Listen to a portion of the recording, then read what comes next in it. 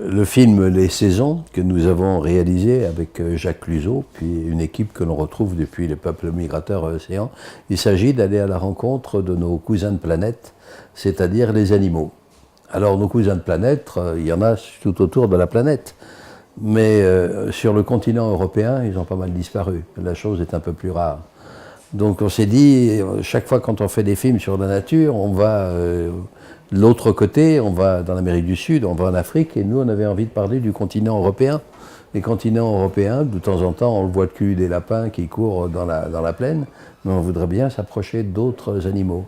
Et donc automatiquement nous est venue l'idée de regarder l'histoire des animaux depuis 12 000 ans, depuis la période des glaciaires, quand tout le continent européen était sous la glace, est venu un réchauffement déjà à l'époque.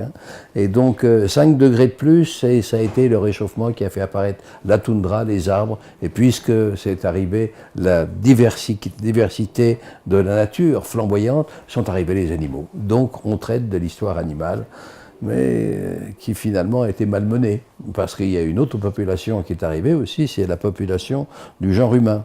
Et le genre humain, elle a besoin de place, il a besoin de place, il prend des étendues, et puis toujours au dépend des animaux, qui s'écartent de plus en plus. Et maintenant, tous ces animaux, les grands d'il y a 8000 ans, 7000 ans, c'est-à-dire les élans, les bisons, les ours, qui peuplaient, habitaient dans toute la région française, européenne, on les retrouve très loin en Pologne, on les retrouve un petit peu aussi en Roumanie, et même les animaux du froid dont on a tourné, c'est-à-dire les animaux qui luttent contre le froid, c'est-à-dire quels sont les animaux déjà? Les troupeaux de rennes, et puis les bœufs musqués, qui sont ces étranges animaux avec des grands poils et qui sont très beaux, peu impressionnants parce qu'ils sont remplis de glace.